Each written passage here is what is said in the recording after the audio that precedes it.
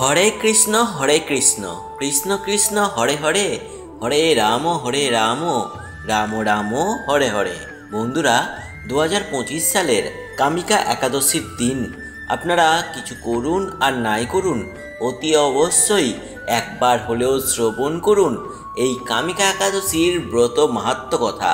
বন্ধুরা, এই কামিকা একাদশী উপলক্ষে আপনারা কামিকা একাদশীর দিন যেমন ব্রত পালন করবেন, ঠিক তার পরের দিনও পালন সম্পূর্ণ করবেন এবং আপনারা এই দুই দিনই অতি অবশ্যই একটিবার হলেও শ্রবণ করুন এই কামিকা একাদশীর ব্রত মাহাত্ম্য কথা, তবেই আপনাদের এই ব্রত সম্পূর্ণ হবে। বন্ধুরা, শ্রাবণ কৃষ্ণপক্ষিয়া কামিকা একাদশীর কথা বৈবর্ত পুরাণে যুধিষ্ঠির শ্রীকৃষ্ণ সংবাদে বলা হয়েছে।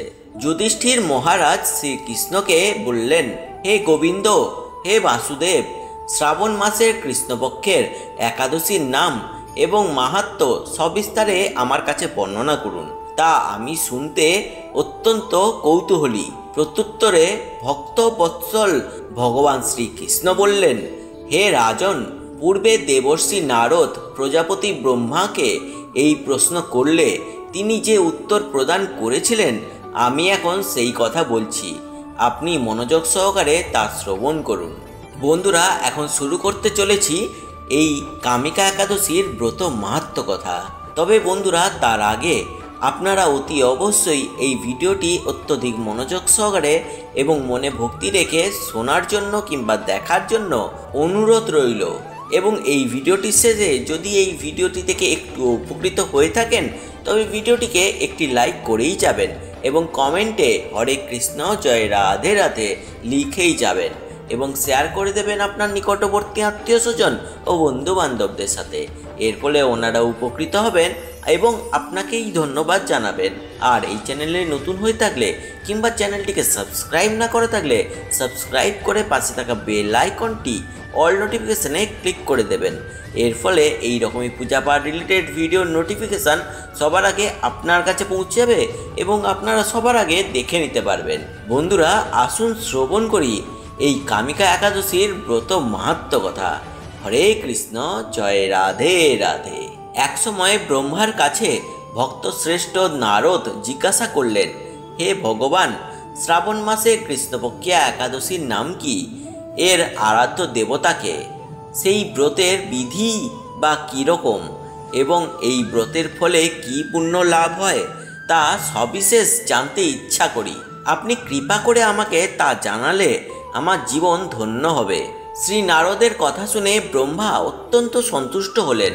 তিনি বললেন, হে বৎস, জগৎ জীবের মঙ্গলের জন্য আমি তোমার প্রশ্নের যথাযথ উত্তর দিচ্ছি, তুমি তা শ্রবণ করো।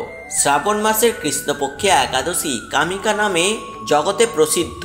এই একাদশীর মাহাত্ম্য শ্রবণে বাজপেয় যজ্ঞের ফল লাভ হয়। ভগবান শ্রীহরি পূজা অর্চনা অপরিমিত পুণ্যফল প্রদান করে। গঙ্গা, গোদাবরী, কাশী, নৈমিষারণ্য, পুষ্কর ইত্যাদি তীর্থ দর্শনের সমস্ত ফল একমাত্র কৃষ্ণ পূজার মাধ্যমে কোটি গুণ লাভ হয়। সাগর ও অরণ্যযুক্ত পৃথিবী দানের ফল, দুগ্ধবতী গাভী দানের ফল অনায়াসে এই ব্রতের পালনের ফলে লাভ হয়। যারা পাপ পুণ্য সাগরে নিমগ্ন, এই ব্রতই তাদের উদ্ধারের একমাত্র সহজ উপায়। এই রকম পবিত্র পাপ নাশক শ্রেষ্ঠ ব্রত আর জগতে নেই। শ্রীহরি স্বয়ং এই মাহাত্ম্য কীর্তন করেছেন। রাত্রি জাগরণ করে যারা এই ব্রত পালন করেন, তারা কখনোই দুঃখ দুর্দশাগ্রস্ত হন না। এই ব্রত পালনকারী কখনো নিম্নজনী প্রাপ্ত হন না। কেশবপ্রিয়া তুলসীপত্রে যিনি শ্রীহরি পূজা করেন, পদ্মপাতার জলে মতো তিনি পাপে নির্লিপ্ত থাকেন। তুলসীপত্র দিয়ে বিষ্ণু পূজায় ভগবান যেমন সন্তুষ্ট হন, মণিমুক্তাদি মূল্যবান রত্নের মাধ্যমে তেমন প্রীতি হন না। যিনি কেশবকে তুলসী মঞ্জুরি দিয়ে পূজা করেন, তার জন্মার্জিত সমস্ত পাপ ক্ষয় হয়ে যায়। এ প্রসঙ্গে ব্রহ্মা বলেন, হে নারদ, যিনি তুলসীকে প্রত্যহ দর্শন করেন, তার সকল পাপরাশি বিদূরিত হয়ে যায়। যিনি তাকে স্পর্শ করেন, তার পাপ মিলন দেহ পবিত্র হয়। তাকে প্রণাম করলে সমস্ত রোগ দূর হয়, তাকে জল সিঞ্চন করলে যমও তার কাছে আসতে ভয় পান। শ্রী হরিচরণে তুলসী অর্পিত হলে ভগবত ভক্তি লাভ হয়। তাই হে কৃষ্ণ ভক্তি প্রদায়িনী তোমায় প্রণাম করি। যে ব্যক্তি হরিবাসরে ভগবানের সামনে দীপদান করেন, চিত্রগুপ্ত তার পুণ্যের সংখ্যা লাভ করতে পারেন না। তার পিতৃপুরুষেরাও পরম তৃপ্তি লাভ করেন। শ্রীকৃষ্ণ বললেন, হে রাজন, আমি আপনার কাছে সর্বপাপ হারিণী কামিকা একাদশীর ব্রত মাহাত্ম্য বর্ণনা করলাম।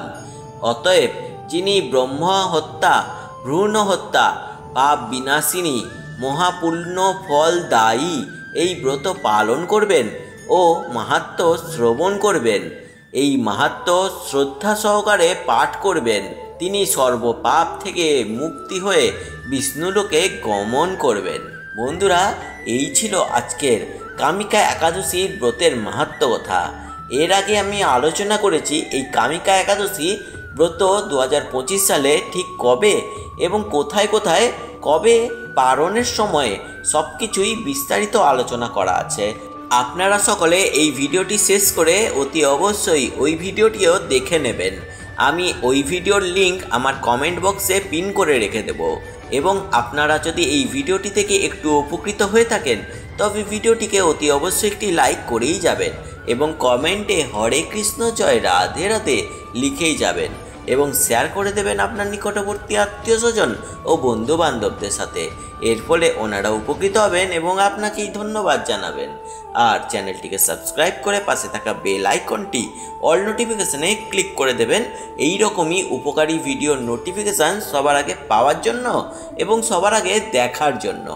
আপনারা সকলে ভালো থাকবেন এবং সুস্থ থাকবেন আর ঈশ্বরের নামগান করতে থাকবেন। হরে কৃষ্ণ জয় রাধে রাধে।